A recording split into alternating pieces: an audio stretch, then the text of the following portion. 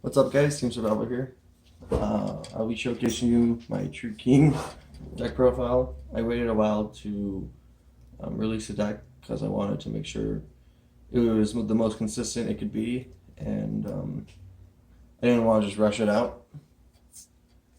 So I play 3 Diagram, and then 3 Lost World, and 2 Terraforming. I feel like this is very unconventional to be playing 3 Lost World, but with Ib, this card's almost as good as Diagram, and it also is a very good going second field spell.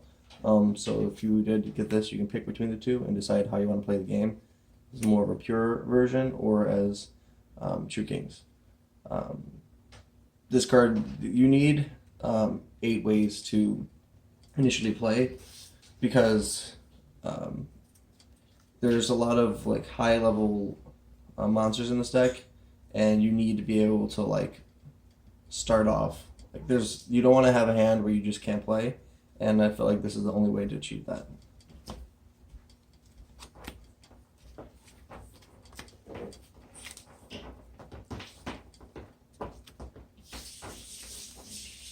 Next, for more consistency, standard. Foolish Barrel is just a great utility card. Then your summoning spells. I'm not playing 3 pill. You could potentially, you could even just throw one in to make it 41. I like to play my decks at 40, and this card can sometimes actually end up clogging up your hand. If you draw 2, it's not that great. It's searchable. I've always felt like this is best at 3 in any dinosaur deck, but just for consistency reasons, I think that 2 is the right call here.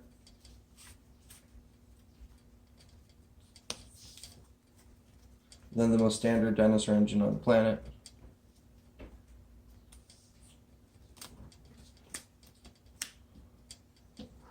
Standard.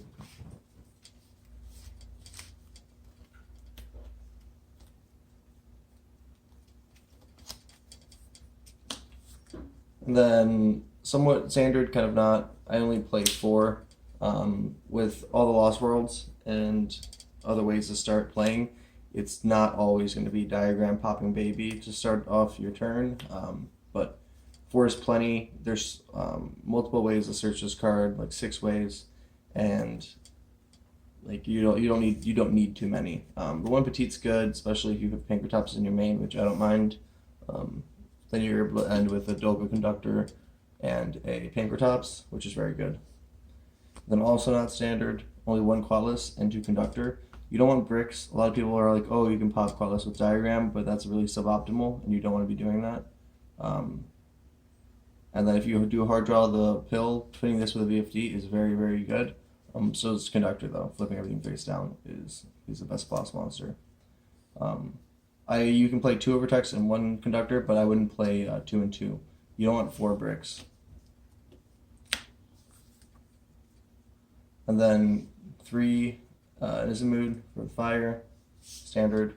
It doesn't feel like we play a lot of fire in the deck, but with all the ways of like searching, etc., you don't really have a problem triggering off this effect.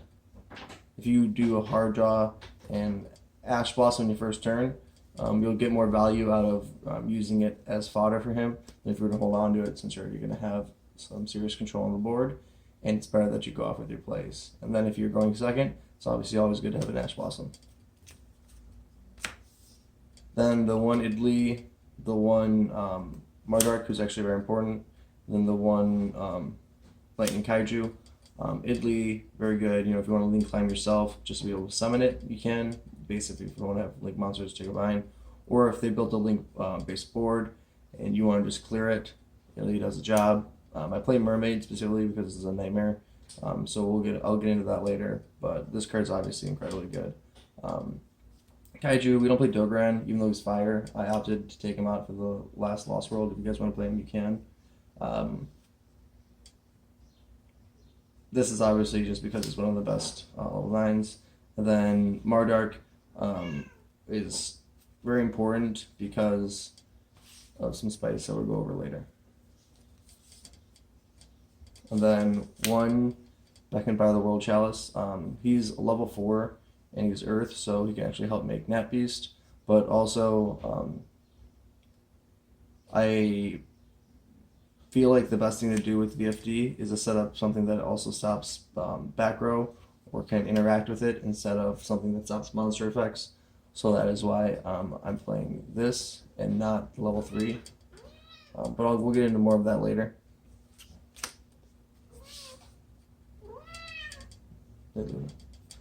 So one Lamphrinkus and one Reducus. This can be the new Underworld Tour Guide Link monster. Virtually the same thing. The other one can have an effect if you use Overraptor and your Idli to make it, and then you can, like, I think, remove a card to protect your VFD or something. It's fine. Lamphrinkus is fine. One Mermaid. I play this because you can summon the Idli with it, and if you already summoned a True King, then you're able to make VFD from a hand that probably was very suboptimal, but you're able to get to your win con. And if you can do that, then you always have a chance. Phoenix, just for spell removal, and then again into your Mermaid, and then the one Unicorn.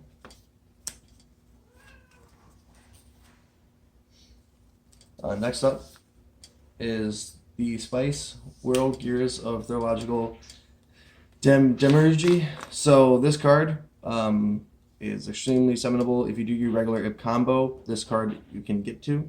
And what it is it's unaffected by other monster effects. And then if this card is summoned with 3 different types and tributes, which it will be because it's from the 3 different level 9s from your spell, you can destroy all the cards on the field, so it just completely butt wipes the entire board and just protects itself.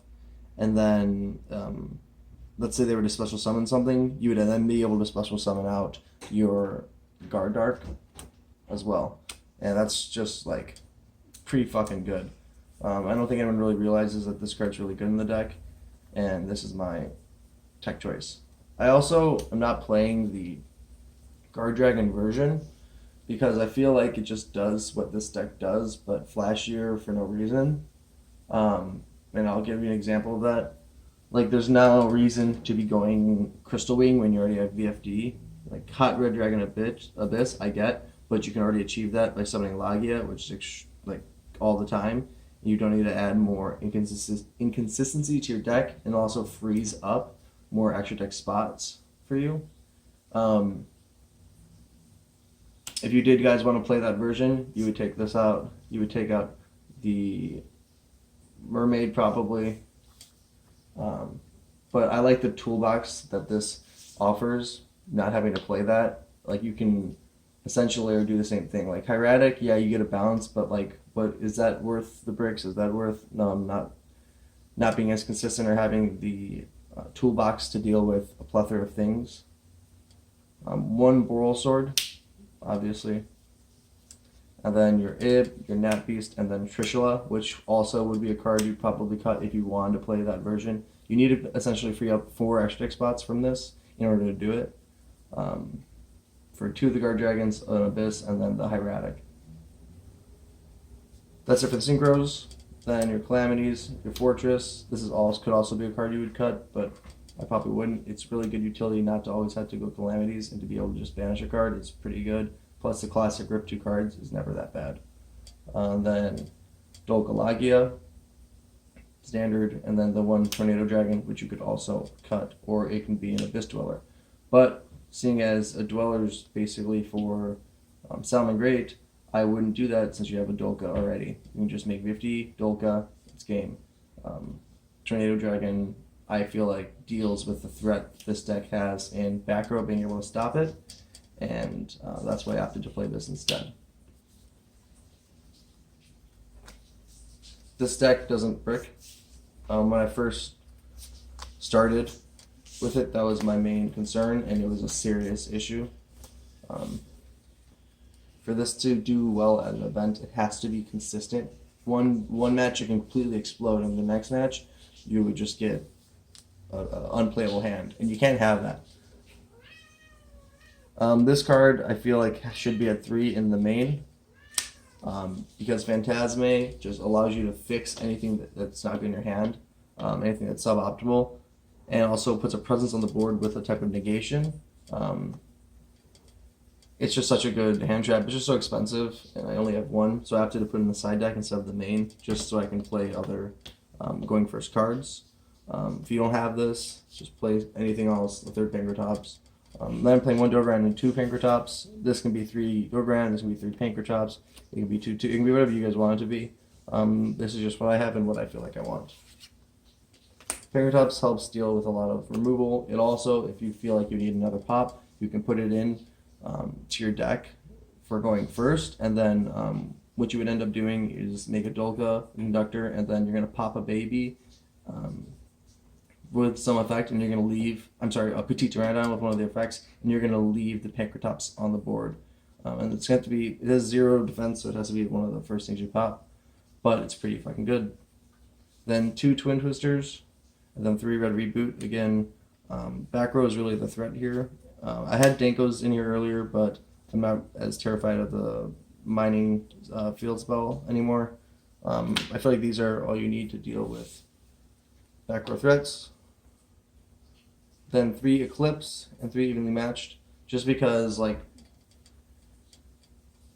this flips everything face down. So if you're into like Double Colossus Titan or something, you just play this, summon a Conductor, win the match, and then Evenly Matched helps deal with back row or just going second and starting from behind.